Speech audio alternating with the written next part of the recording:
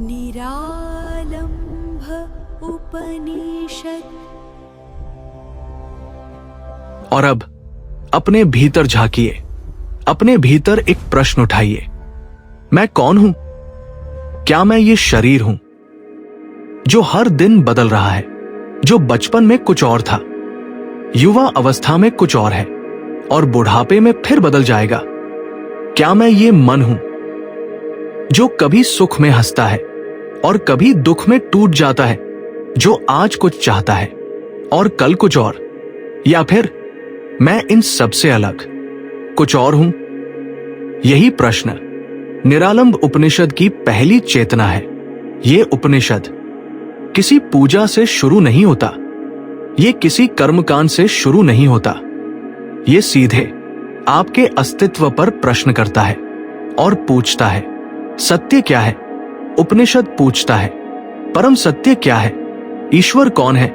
जीव कौन है? प्रकृति क्या है? परमात्मा कौन है? फिर प्रश्न और गहरे हो जाते हैं। ब्रह्मा कौन है? विष्णु कौन है? रुद्र कौन है? इंद्र कौन है?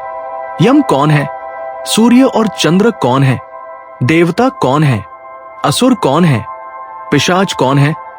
मनुष्य क्या है? स्त्री क्या है? पशु क्या है? जड़ क्या है? कर्म क्या है?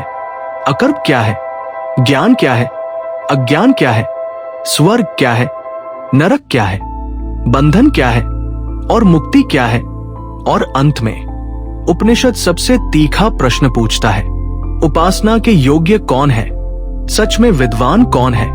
और वास्तविक सन्यासी कौन है? अब उपनिषद उत्तर देता है। ध्यान से सुनिए।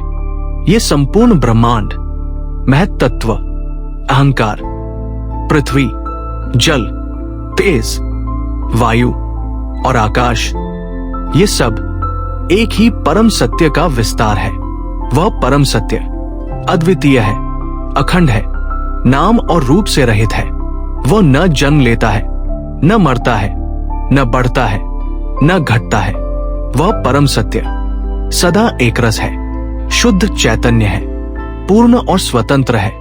जब वही परम सत्य अपनी प्रकृति शक्ति के द्वारा सृष्टि की रचना करता है और अंतर्यामी बनकर हर प्राणी में प्रवेश करता है, तब वही परम सत्य ईश्वर कहलाता है।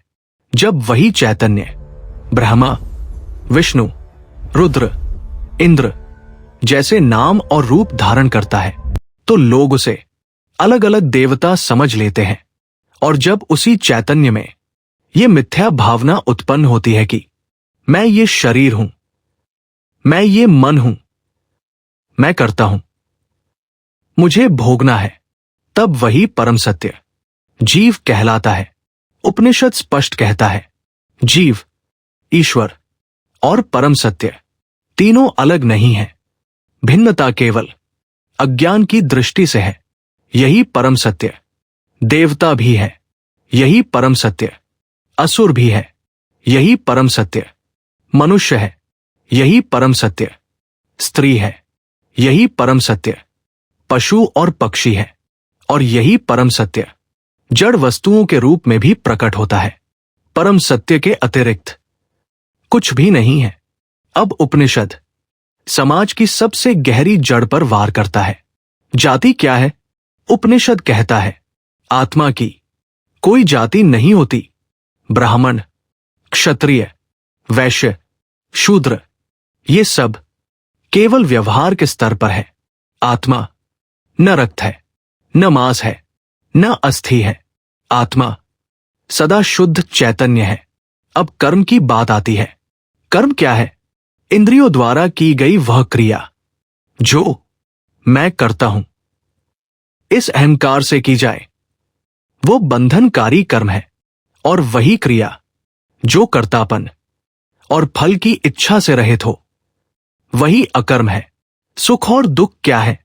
परम सत्य की अनुभूति से जो पूर्णता आती है, वही सुख है। और नश्वर विषयों में मन का उलझना, वही दुख है। स्वर्ग क्या है? सत्पुरुषों का संग, सत्संग। नरक क्या है? असत विषयों में डूबा हुआ मन। बंधन क्या है? ये मेरा है, मैं करता हूं, मुझे चाहिए, यही बंधन है।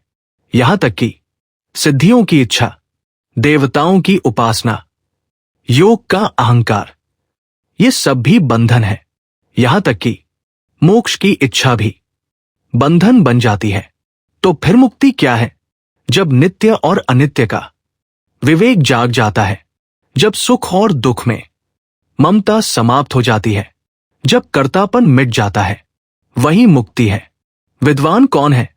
जो जानता है मैं शरीर नहीं हूं, मैं मन नहीं हूं, मैं कर्ता नहीं हूं, मैं साक्षी चैतन्य हूं। और जो कर्तापन के अहंकार में डूबा है, वही अज्ञानी है। उपनिषद अंतिम सत्य कहता है, परम सत्य ही सत्य है, जगत परिवर्तनशील है। इस प्रत्यक्ष ज्ञान से देवताओं के ऐश्वर्य की कामना जल जाती है। यही सच्चा तप है। जो साधक गुरु कृपा से निरालंब उपनिषद का गहन अध्ययन करता है, वो अग्नि की तरह पवित्र और वायु की तरह मुक्त हो जाता है। उसका पुनर्जन्म नहीं होता। अब अंत में सब धर्म, सब कर्म, सब अहंकार त्याग कर जब साधक यह निश्चय करता है, मैं परम सत्य हूं, ये सब परम सत्य है, परम सत्य के अतिरिक्त कुछ भी नहीं है, तब वह निर्विकल्प समाधि में स्थित हो जाता है। वही सन्यासी है, वही मुक्त है, वही परमहंस है। अब आंखें खोलिए और भीतर से कहिए, अहम ब्रह्मस्मि। हरि ओम तत्सत।